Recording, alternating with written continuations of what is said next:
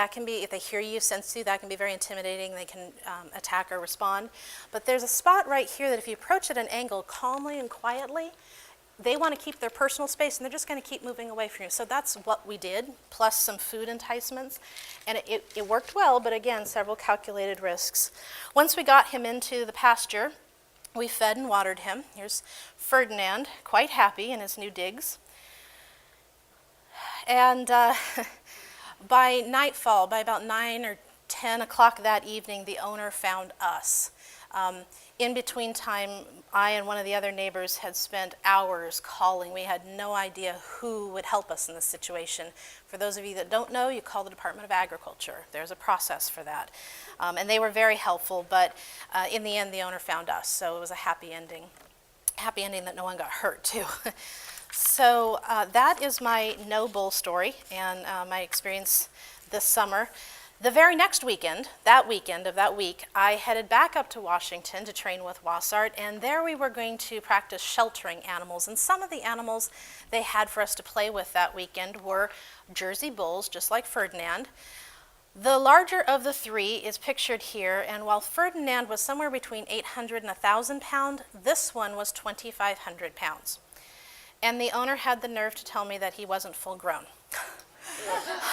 I thought Ferdinand was pretty startling, and I just hadn't experienced a cow, bovine that big. This one literally left me speechless. And I particularly like the next picture because the angle is off, and it appears that his head is actually goes from my knee to my head. Truth be told, Ferdinand came to about here on me. The Washington Jersey bull, you can see his shoulder is above my head. So none of my neighbors knew that a neighbor in the area had this gigantic 1,000-pound Jersey bull in their back 40. So this is stuff that can literally happen any day. Very unexpected things. So all kidding aside, the range of stories I've illustrated, I hope, shows that this can happen to anybody at any time, whether it's a house fire, whether it's the great big earthquake, or just some random thing that's happening with your animals or somebody else's animals that's impacting you. And what I'm wanting to do is get you thinking about the things that can happen and how you might respond. Speaking of transportation, going back to the issue of disasters, preparedness, we need to be sure that we have adequate transportation for whatever kind, size, and quantity of animals that we have at home. So carriers, cages, trailers, etc., whatever the case may be for you. Is this appropriate for transporting a small household pet? Not necessarily. I would have to say that I've done it in a pinch, and obviously you want air holes in the boxes, and you need a box a little bigger than that for that sized animal. It can work, but it's not ideal. It's not going to be accepted in a shelter or an airline, and it's not going to hold up very long. The animal's likely to overheat. Is this appropriate for this animal? Again, it can work in a pinch. I've heard a technician at Dove Lewis comment on how many Great Danes seem to show up at the emergency clinic in VW bugs. It's like if you've got a big dog, get a big car, ideally one with a hatchback so you can kind of, extract them easily. So think about it. I'm not saying you have to go buy a new car, but just think about what you've got.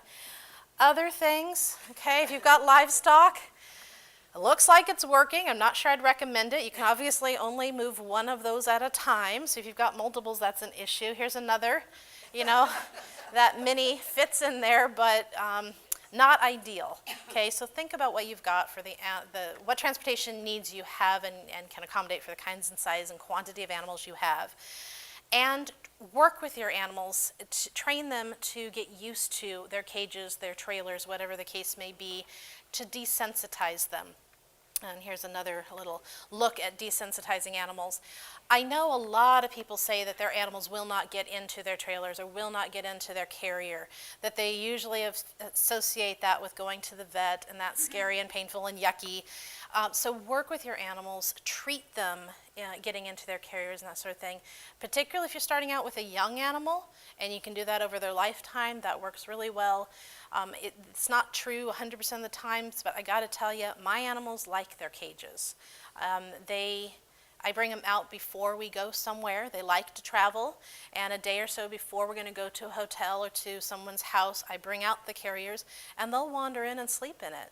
And then when we get to where we're going, I leave the carriers available for them, and they'll often take a little snooze in the carrier while we're traveling, so that's a comfortable, familiar, safe little nest for them. It's their space. So begin working with your animals if you haven't already. Whether you stay or whether you go, again, plan for your animals. If you shelter in place, don't forget to bring your animals in. If you've got a dog in the yard, bring it into the house. If you've got larger animals in the pasture, bring them into the barn. That's not 100% of the time, but very often that's the recommendation. You'd want to bring them in with you. If it's safer for you to be inside, it's probably safer for them to be inside. If you must evacuate, don't leave without the animals. At the very least, if there's nothing else you can do, you should stop and consider whether it's best to cut the animals loose. If you have horses, you have 5 horses, and no trailers or no way to get out, your roads blocked in the disaster, they might be safer running loose than locked in the barn. Now realize they may not be safe, and you may be responsible for damage they cause to other people's property while they're running loose. And if you don't identify them in some way, you may never be reunited with them. But depending on the situation, they might be better off loose. Don't leave the animal behind if you're evacuating advice is relatively new. We saw this with Hurricane Katrina, and up until that time, and in fact victims of Katrina were advised, give your animals 3 days of food and water. You'll be back to take care of them by then. Just get yourself out of the danger zone. Well, as we all know, people weren't able to get back in 3 days, and quite some time after that, in fact. And there were several issues. People knew that their animals were running out of food and water. They also knew, some of them, that they had staked their animal in the yard, or that the animal only had, say, a second floor to go up to, and that the waters were rising, and maybe it had food, maybe it didn't, but it was now drowning because it was stuck in that house or stuck in that yard. As a result, animal owners, like a lot of us here, panicked and were determined to reach their animals and breached security perimeters set up around the danger zone in Katrina and went in to get their animals. And that created a huge crisis for the emergency responders, trying to keep us safe and to keep them safe and deal with the initial incident that they were dealing with. That whole scenario that played out with Hurricane Katrina forever changed our emergency management industry. And they now know they need to plan for the animals. Now that doesn't mean that we don't have to plan, because they can't help every individual one of us and each of our individual animals. But they realize that that's important.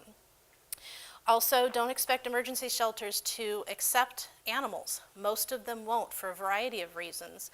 If you're really lucky, a people shelter will be set up next to an animal shelter, where you can visit with the animal, help care for it, relieve its stress and yours as well, but don't bank on it. If you think about the animal shelter or the people shelter may be full and not necessarily comfortable, so better yet, where could you go? Think ahead of time. Hotels, friends and family, campgrounds, go to AAA, look in your community, go to the phone book and find some places where you think this is probably far enough away from me that it's outside a danger zone that hits my house. It's probably going to be accessible, and here's some places I could try. Document that, get the phone numbers and the addresses, and put all that in your emergency kit so that as you're driving out the driveway, you have some numbers to call and say, is this hotel open, or were they damaged by the disaster? Will they accept my animals today? What's their policy in the midst of the disaster? If you have multiple animals, you may have to house them separately. Aunt Susie might be willing to take the dogs, but your llamas, she doesn't have room for that. And so you may be traveling around trying to get different animals housed with different people. And you may or may not be with them. You need to be prepared to identify your animals, and there are all kinds of temporary and permanent marking options, and I'll speak to this again in a little bit. People have different opinions about them, and I'm not here to say you have to do this or you can't do that. It needs to be a personal decision, but do something, or at least ideally two somethings, at least something semi-permanent and something that you could do in an instant, in the moment, if need be. Then I'll speak to that more as well. You also need to be prepared to identify that I'm the owner of that animal. If you get separated, so that you can reclaim it, and I will speak to that again as we go along. Emergencies, great or small, can strike at any time, and what I am essentially trying to sell you today is an insurance policy. The way all policies work, the way insurance fundamentally works, is that you put a down payment today so that you can survive and recover more quickly if and when disaster strikes. At one level or another, we know that a disaster is likely to happen to all of us. It's not a matter of if, but when. This is the disaster cycle, the preparing, disaster hits, respond, recover, mitigate future damage, and then you repeat the cycle over and over again. Many of you have seen this before. A great deal of study has gone into looking at those who prepare, both physically by collecting supplies and mentally by just thinking about what might happen and how you would ideally respond. Those of us who prepare are most likely to not only survive a disaster, but recover from it and go on to thrive. And it'd be my goal that you are able to do that not only with the people members of your household, but also the animal members of your household. Doing nothing, burying your head in the sand, is a very poor choice. Indifference is a poor choice. Now, I do want to stop and pause for a moment and acknowledge Maslow's hierarchy of needs. Most of you have probably heard of Maslow's needs, that at the bottom of the hierarchy, we all need food and water. We've got to meet those core needs before we can think about anything else. Next is shelter, and we can go up from there to, personal fulfillment and that sort of thing, but we've got to address the core needs first. That's where I'd suggest you start with your preparedness kits, because ultimately it's your family, it's your home, it's your animals, and it's your responsibility. That said, I am, again, not up here to preach to anyone. I'm not here to judge. And what any of us is able to do based on where we are on Maslow's hierarchy, or where we are in our life at this moment, will dictate what we can do. If any of you or any of your neighbors are struggling to put dinner on the table tonight, they're not going to be able to prepare. They're not going to be stocking away canned goods and pet food. So this is an extremely personal process. I can't give you, blanket answers to situations I'm often asked, and it's not realistic.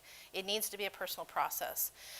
But doing nothing, as long as you're not at the bottom of Maslow's hierarchy, I'd suggest you do something. And again, that's my goal, just to motivate you to do at least one step beyond wherever you happen to be now. In terms of preparing mentally and psychologically, if you have not yet read the book Unthinkable by Amanda Ripley, I suggest you check it out. It's a great book and gets you thinking about these things. She quotes the director of FEMA in the book saying, "It's time to get in touch with our survival instinct." And that's what I would encourage you to do. The book is Unthinkable by Amanda Ripley. To my way of thinking, pet prep is a twofer. Authorities tell us to prepare for disasters. Their recommendations don't always include preparing for our animals, or the kind or amount of animals that you might personally have. If I can tug on your heartstrings and get you to prepare for whatever animals you have, you're likely to prepare for yourself too. If you think about, my dog needs food and water, and it needs its medication, what have you, you're likely to grab some water and food for yourself too. To me, that's just kind of logical. And obviously, we all love our animals so much we don't want to be borrowing their food and limiting their supplies. So to me, this isn't just all fluffy, warm, and fuzzy about the animals. This is practical too. I am not the end-all, be-all expert on emergencies or disasters or preparedness. You don't have to do X, Y, Z. I'm not going to judge you if you don't do this or that. And I'm going to try hard to avoid most endorsements, because it's really a personal personal situation, personal choice. Only you can decide how long you're comfortable preparing for, how much you're willing to spend on this exercise, how much you think you can store or carry in terms of emergency supplies. Only you know best how much your animals eat or drink in a given day, and multiply that by how many days you want to be prepared for. So you can see I'm sending you home with a lot of homework, but I hope I'm getting you thinking about the process. One thing is for sure, emergencies involve the unexpected. They'll keep you on your toes, and it's an exercise in being one with your inner Gumby, as one of the co-founders of Wassart likes to say. Things will change. Your life situation will change. You don't know which disaster you're going to be presented with, so be prepared to go to plan B and C and D and evolve with the situation. Plan now before disaster strikes, because failing to plan is planning to fail. Okay? This particular situation wasn't well thought out. Preparation is vital. Don't think that the government's going to take care of me. There's too many of us to do that in a large-scale disaster. We'll have compromised roads and bridges. They can't physically get to us in every situation. It won't be that bad. Yeah, it really can be. I have insurance. Great, that's part of the recovery phase, but you still have to survive through the incident. It'll never happen to me. Yeah, it can. If we'd used our supplies here and been buckled in, little doggy might not be in that predicament. Reason to have a plan: to protect you and yours, to protect the safety and well-being of first responders. When we're not prepared, we put our professional responders at greater risk. And they're already putting their lives on the line every day. Preparing allows you to help your community directly and by reserving critical resources for those who need it more in the moment. So preparing is kind of selfish, but it's also community-oriented. If you're prepared, you can choose to reach out to your neighbors and out to the larger community. In terms of what to expect, there's something called the yo-yo rule, which stands for you're on your own. The larger the incident is, the more resources it will take up, and the less resources will be available for each individual. So if it's a personal disaster, your animal's having a heart attack, there's a house fire at your house, not no one else's but just yours, well, there's probably a lot of resources that can help respond. As an incident gets larger, local resources are tapped, state resources can be consumed and stripped, federal resources can come in. That all obviously takes time. And even if the resources are available, they may have to, again, clear roads, get around broken bridges and that sort of thing first. So you need to be prepared. The recommendation, that's not where I was going next. Again, emergency managers are professionals in this area, are thinking about their community and us and animals. That said, they have designated priorities in a given incident, and it might depend on the situation, but generally speaking, human life is their first priority. Then preservation of property and protection of the environment. Interestingly, for a lot of us in the community, the number one property concern is for our animals, because while they're living, breathing, furry, fun creatures we love dearly, they are legally property. And many of us, as buried in the comments here, 93% of pet owners surveyed said they would risk their life for their animal. Us crazy animal people. That puts a huge strain on our emergency responders, our first responders, our emergency planners. So while human life is at the top of their priority list, as it well should be, we're going to all muck that up a little bit when we're bound and determined to get to our animals in the disaster. So if you're prepared, you're better likely to deal with the situation. Emergency managers, the industry knows that ignoring animals can have a great impact on public safety and public health. It's a matter of public safety as people risk their lives to protect their animals, putting themselves and the responders' lives at risk. It requires redeployment of law enforcement and other first responder resources that are already maxed out in the midst of an incident. So they're aware of this, but they're going to have limited ability to address individuals in a big scale situation large-scale situation. We've all heard the recommendation to have a 72-hour kit.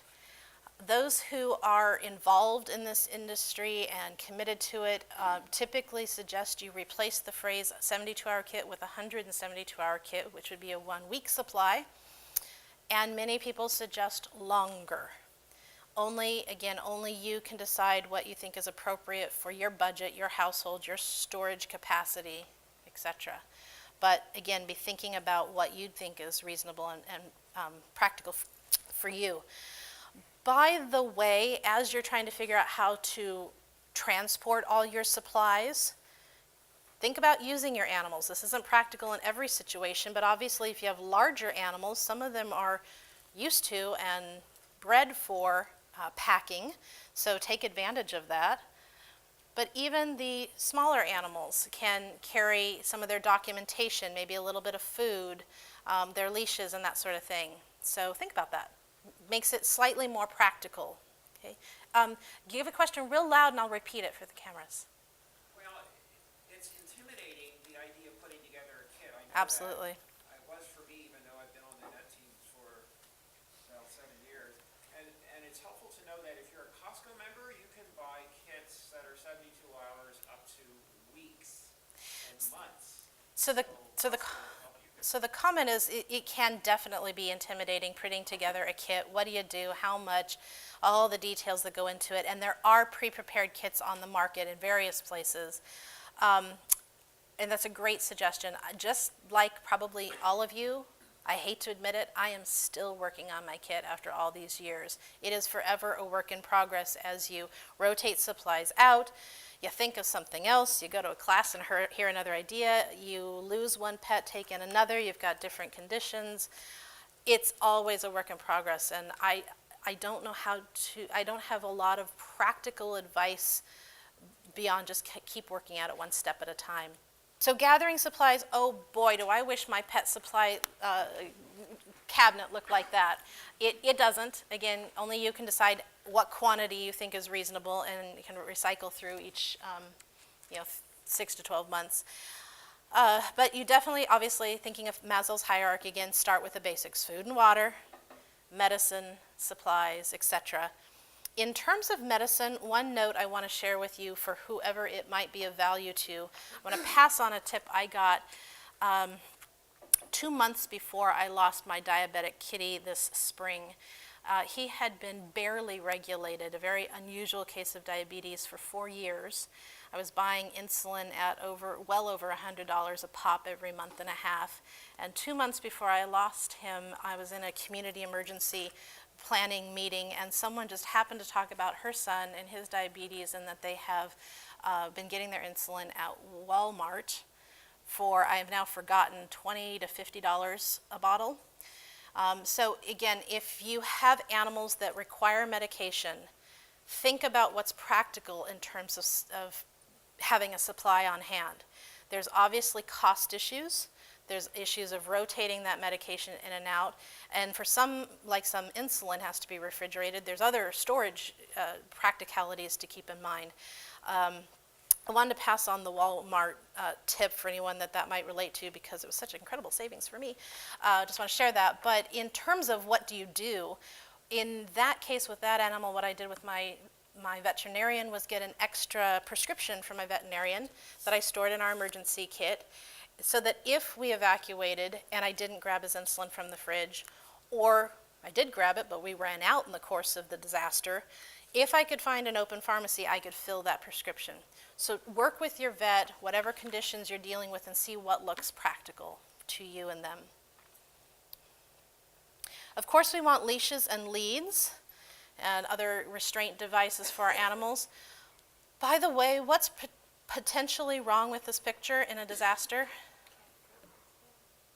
You can't cover its head, which covering heads and eyes, cages can be really comforting to a lot of animals, so that's a good idea. But in particular, think of a barn fire. Nylon melts. And we've seen this in barn fires and then in large-scale wildfires as well, where animals got too close. The nylon can literally burn into their skin, into their hide. I'm not saying not to have nylon halters. If it's all you got, it's all you got. I'm just asking you to think about it, if that's your situation. A visual for you, trying to make this as practical as possible. Here is a sample of household supplies storage from the city, the Mike Mumawa city of Beaverton. I think it's useful just to see what someone else has done. I can tell you that my supplies are not this orderly looking, so you don't have a picture of mine. But here's a sample for you. It's doable. I mentioned earlier, and I want to come back to the idea of documentation identification. There's the suggestion to keep a copy of your animal's documentation. That might be their licensing, their any ownership documents you have, if it's a purebred or valuable animal, vaccinations, medical records, whatever you think is important. Don't go overboard. You don't need a binder, but whatever essential documents you think are vital for the animal, store those on the animal, or in the case of small animals, on their cage or carrier. Not only is it there for you as you might need to evacuate, but if you're not home, whoever's helping, whoever's responding, it's a neighbor, a first responder, has that information ready to go. So keep that documentation right with the animal or right with their carriers or trailers or what have you. Include pictures so whoever's helping you out knows who's who. If you're partnering with a neighbor, walk them through the house and let them know where your animals normally sleep or hide and where you store things like food and medicine so that they have an idea where to look.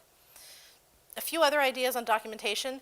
Take pictures of the animal from different angles, front on, side views, get different images of the animal.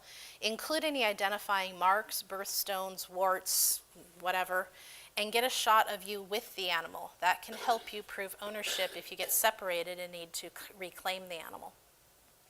Store those pictures and documents in a waterproof bag, in your supply kits or in the carrier, trailer, etc.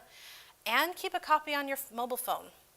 Don't only keep it on your mobile phone because those lose power and break and get lost, but you do both. It's a good idea. There are window decals you can choose to put on your home indicating that you have X number of which kinds of animals. Do they work? I don't think they can hurt. I've talked with a number of first responders, and the one thing that I have heard from them is that sometimes they don't bother to look at them because they don't know if it's current information. If you say, oh, please come save my 4 puppies, and you now only have 1 or 2, you're sending them on a wild goose chase as they're going into your home that's damaged from an earthquake or on fire